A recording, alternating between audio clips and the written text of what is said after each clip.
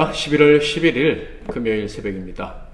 내 맘에 주여 소망되소서 2절 3절 찬양 올려드리겠습니다. 지혜의 주여 말씀으로서 언제나 내 안에 계십소서. 주는 내 아버지 나는 아들, 주 안에 내가 늘 함께하네. 세상의 영광 나 안 보여도 언제나 주님은 나의 기호. 주님만 내 맘에 계시오니 영원한 주님 참 귀하셔라.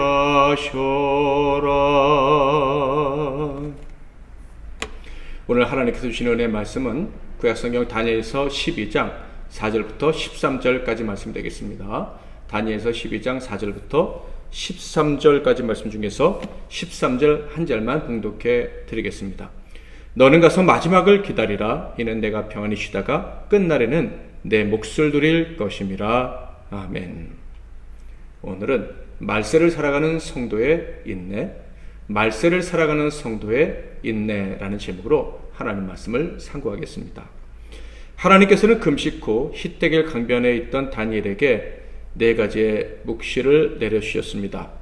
그리고 이 묵시들을 다 내려주신 이후에 다음과 같은 명령을 내리셨죠. 4절 다니엘아, 마지막 때까지 이 말을 간수하고 이 글을 봉함하라. 많은 사람이 빨리 왕래하며 지식이 더하리라. 이 말씀의 의미는 아모스 선지자의 말씀과 같이 마지막 때에는 더욱더 말씀이 필요할 것이므로 이 말씀을 잘 간직해서 전해야 된다, 이런 말씀이에요. 아모스 선지자가 이런 말씀을 했습니다. 8장 11절 주 여호와의 말씀이니라. 보라, 날이 이를지라 내가 기근을 땅에 보내리니 양식이 없어 주림이 아니며 물이 없어 가람이 아니요 여호와의 말씀을 듣지 못한 기갈이라. 사랑하는 성도 여러분, 모든 인류가 당하는 고통들 중에 무엇이 가장 크고 본질적인 고통이라 생각을 하십니까? 아모스의 말씀처럼 말씀이 없어 당하는 고통이 가장 큰 고통이고 본질적인 고통입니다. 우리 그리스도인들은 이것을 반드시 기억해야 합니다. 말씀이 없어서, 말씀의 성취를 볼 수 없어서 하나님의 권세를 경험하거나 누리지 못해서 당하는 고통, 이것이 왜 사람들이 가지고 있는 가장 근본적인 본질적인 고통이라고 할 수 있습니까? 왜냐하면 사람들은 하나님의 형상대로 만들어진 하나님의 아들들이기 때문에 그렇습니다. 하나님과 사랑을 나누고 하나님과 교통하면서 그 말씀을 듣고 깨닫고 복종하며 살 때 만물을 다스릴 수 있도록 만들어진 존재가 사람이에요. 그런데 하나님과 관계가 끊어지고 하나님의 말씀을 듣지도 못하고 깨닫지도 못하니 하나님의 뜻을 알 수가 없어요. 만물을 통치하시는 하나님의 계획에 대해서 알 수가 없고 만물을 어떻게 통치해야 하는지도 알 수가 없어요. 그러므로 만물을 통치하며 다스려야 될 존재가 말씀이 없으니 만물의 지배를 받는 거예요. 만물을 다스려야 될 자가 자유를 잃어버리고 역으로 지배를 당하며 비참하게 살고 있는 것이 오늘날 인류의 모습이다. 그것이 인류가 당하는 가장 큰 고통이라는 거예요. 모든 사람들은 지배당하고 있어요. 모든 사람들은 환경과 사람과 물질과 그 모든 것에 소외되어 살아가고 있습니다. 그래서 사도 바울이 이런 말씀을 했던 것이죠. 로마서 8장 19절에서 22절 피조물이 고대하는 바는 하나님의 아들들이 나타나는 것이니 피조물이 험한데 굴복하는 것은 자기 뜻이 아니요 오직 굴복하게 하시는 이로 말미암음이라. 그가 바라는 것은 피조물도 썩어짐의 종노릇한 데서 해방되어 하나님의 자녀들의 영광의 자유에 이르는 것이니라. 피조물이 다 이제까지 함께 탄식하며 함께 고통을 겪고 있는 것을 우리가 아느니라. 모든 피조물, 당연히 인류를 포함한 피조물들이죠. 이 피조물들이 고대하는 바는 하나님의 아들들이 나타나는 것이랍니다. 이 하나님의 아들들이 누구입니까? 바로 험한 세상에 굴복하지 않고 원래 하나님이 주신 권세 권리로 만물을 다스리며 살아가는 사람들이에요. 왜 이런 사람들을 기다립니까? 이유는 간단하죠. 자기들이 굴복하고 지배당하고 있기 때문입니다. 이 고통에서 벗어날 수 있다는 희망을 보고 싶기 때문이에요. 세상 사람들은요, 억압당하고 소외당하고 그리고 비참하게 지배를 당하면서도 여전히 지배를 당할 수밖에 없는 환경을 찾아 들어가는 이 모순된 행동을 하면서 살아가고 있습니다. 이런 운명에서 벗어나고 싶기 때문에 하나님의 아들들을 기다리고 있는 것이죠. 결국 이들을 구원할 수 있는 것은 복음밖에 없습니다. 인간의 소외가 극에 달하고 있다는 이 현대사회는 더더욱 말씀이 필요한 거예요. 그래서 하나님께서 다니엘에게 말씀을 잘 지키라고 명령을 하셨던 것이죠. 이렇게 말세에 가장 필요한 것은 말씀이라는 것을 알려주신 이 책, 이 다니엘서의 결론은 무엇일까요? 바로 이 말씀을 받은 의인이 마지막까지 어떻게 길을 걸어가야 되는지에 대한 교훈을 주시는 겁니다. 바로 하나님을 경외하며 견디는 것이죠. 이것은 솔로몬의 전도서의 결론과 매우 비슷한데요. 전도서 12장 13절 14절을 볼까요? 이 일의 결국을 다 들었으니 하나님을 경외하고 그의 명령들을 지킬지어다. 이것이 모든 사람의 본분이니라. 하나님은 모든 행위와 모든 은밀한 일을 선악간에 심판하시리라. 아멘.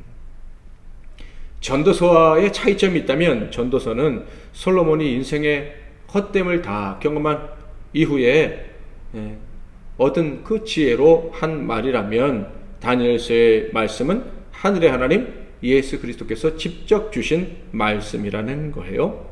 인간의 마지막 끝에 가장 중요한 것이 있다면 하나님을 경외하고 인내하는 것이다. 바로 이것이 전도서와 그리고 다니엘서의 결론인 것입니다. 5절에는 다니엘이 4가지의 묵시를 다 받은 후에 목격한 광경이 묘사되고 있습니다. 나 다니엘이 본즉 다른 2사람이 있어 하나는 강 이쪽 언덕에 섰고 하나는 각 저쪽 언덕에 섰더니, 히데겔 양편 언덕에 각각 한 사람씩 서 있는 모습을 히데겔 강변에 있던 다니엘이 본 것입니다. 그런데 다니엘은 그 2사람을 본 순간 일반 사람이 아니라는 것을 느낄 수 있었습니다. 영적인 존재라는 것을 금방 알 수 있었어요. 그래서 다음과 같은 질문을 드렸습니다. 그 중에 하나가 세마포 옷을 입은 자, 곧 강물 위쪽에 있는 자에게 이르되 이 놀라운 일의 끝이 어느 때까지냐 하더라. 2사람 중에 한 사람이 세마포 옷을 입은 자, 그러니까 하나님 예수 그리스도를 의미하죠. 그분께 이 최후의 전쟁, 영적 전쟁이 일어나고 심판이 임함으로 세상이 끝나는 때가 언제냐, 이렇게 질문한 것입니다. 그러자 예수 그리스도께서 다음같이 대답을 하셨어요. 7절, 내가 들은즉 그 세마포 옷을 입고 강물 위쪽에 있는 자가 자기의 좌우손을 들어 하늘을 향하여 영원히 살아계신 이를 가리켜 맹세하여 이르되 반드시 한때 두때 반을 지나서 성도의 권세가 다 깨지기까지이니 그렇게 되면 이 모든 일이 다 끝나리라 하더라. 주님은 그때는 분명히 오는데 한때 두때 반때를 지나서 온다, 이렇게 말씀을 하셨어요. 한때 두때 반때라는 말은 다니엘서 7장 25절에서도 우리가 살펴본 바와 같이 3년 6개월이라는 기간입니다. 즉 이 기간은 그리스도가 재림하시기 전 대환란의 때를 이야기하는 것입니다. 거룩한 백성들이 극심하게 박해를 당하는 기간이죠. 다니엘서 9장 27절에는 70일에 대해서 말씀해 주셨는데 그 70일의 마지막 70번째 일의 절반이 바로 한때, 두때, 반때를 의미하는 것입니다. 한시적으로 성도들에게 고난이 허락된 때입니다. 계시록 11장 2절에 보면 이방인이 거룩한 성을 42개월 동안 짓밟을 것이다. 13장 5절에는 짐승에게 42개월 동안 일할 권세를 부여하실 것이다, 이렇게 말씀하고 있어요. 이것이 다 3년 6개월 한때, 두때, 반때인 것입니다. 이 때의 특징이 무엇입니까? 성도들의 권세가 다 깨진다는 거예요. 세상을 다스리는 성도의 권세가 사라지고 성도들은 그래서 고난을 당하게 된다는 것입니다. 이를 통해서 우리가 알 수 있는 것은 성도는 만물을 통치하며 권세를 가지고 살아가는 자들이지만 최후의 심판 직전에는 마지막 대환란 때가 왔을 때에는 그 권세가 일시적으로 상실되어진다라는 거예요. 그렇지만 그 고난의 기간이 다 하고 나면, 그 고난이 끝나면 하나님의 나라가 완성이 됩니다. 당연히 성도들의 권세는 완벽하게 회복이 됩니다. 그러므로 환난의 때에 성도들에게 임했던 권세가 사라진다고 해도 절대 낙심하지 말아야 하는 거예요. 낙심하지 말고 해야 될 일이 있다면 바로 믿음으로 견디는 것입니다. 하나님을 신뢰함으로 그가 오셔서 모든 것을 새롭게 하실 것을 믿고 기다리며 견뎌야 한다라는 거예요. 다니엘은 이 마지막 때의 말씀을 처음 들었을 때 도저히 깨달을 수 없어서 다시 여쭙니다. 그러나 하나님의 대답은 동일했습니다. 먼저는 말씀을 봉함하라 라는 명을 하신 것이죠. 8절 9절 내가 듣고도 깨닫지 못한지라 내가 이르되 내 주여 이 모든 일의 결국이 어떠하겠나이까 하니 그가 이르되 다니엘아 갈지어다 이 말은 마지막 때까지 간수하고 봉함할 것임이니라. 그리고 두 번째로는 연단을 받는 것은 정결하게 되는 과정이므로 권세가 사라지고 고난을 당한다고 낙심하지 말라라는 말씀이었어요. 10절 많은 사람이 연단을 받아 스스로 정결하게 하며 희귀할 것이나 악한 사람은 악을 행하리니 악한 자는 아무것도 깨닫지 못하되 오직 지 있는 자는 깨달으리라. 그 연단을 통해서 큰 유익들을 얻게 된다고 말씀하시는데 먼저는 정결하게 되고 두 번째는 지혜를 얻게 되고 마지막으로는 악한 자들 가운데서 구별되는 은총을 입게 된다라는 거예요. 그러므로 마지막 대환란의 때에 인내하며 견디는 것은 결코 저주스러운 일이 아니라 큰 마지막 복을 받기 위한 준비 과정이라고 할 수가 있는 것이죠. 이 말씀을 마치신 후에 마지막으로 하신 말씀은 다니엘아 기다리고 쉬어라 이런 말씀이었어요. 13절 너는 가서 마지막을 기다리라 이는 내가 평안히 쉬다가 끝날에는 내 몫을 누릴 것임이라. 그러니까 이 믿음의 영혼 환상을 보고 깨달은 자도 인내하고 견뎌야 한다라는 말씀을 주신 거예요. 자, 그렇다면 말세를 인내하면서 살아가는 성도들에게 주어지는 좀 더 구체적인 열매에 관한 말씀을 들어보겠습니다. 11절 12절 매일 드리는 제사를 피하며 멸망하게 할 가증한 것을 태울 때부터 1290일을 지낼 것이요 기다려서 1335일까지 이르는 그 사람은 복이 있으리라. 이 말씀은 인내로서 환난을 견딘 자들에게는 하나님께서 복을, 상을 주신다는 말씀인데 3년 6개월은 1260일인데 여기서 30일을 더한 1290일 그리고 45일을 더한 1335일까지 견디는 자는 복이 있다라고 말씀하십니다. 이 말씀의 의미는 무엇일까요? 이 부분은 상징적인 것이고 매우 어려운 부분이긴 하지만 일반적으로는요. 권능이 사라진 이후에도 3년 6개월 동안 그 환난의 때를 견딘 사람들은 환난 이후에 펼쳐질 모든 심판과 정리의 과정 30일 그리고 45일 그 기간 동안 이뤄지는 과정을 보내게 될 것이고 그 이후에는 영원한 승리를 누리게 될 것이다 라는 말씀이에요. 결국 역사를 주장하신 하나님, 그 하나님은 선한 자와 악한 자를 판단하시고 심판하실 텐데 이 하나님과 하나님의 말씀만을 바라고 인내하고 견디는 자들에게는 하나님이 하늘의 상을 주실 것이다 라는 말씀입니다.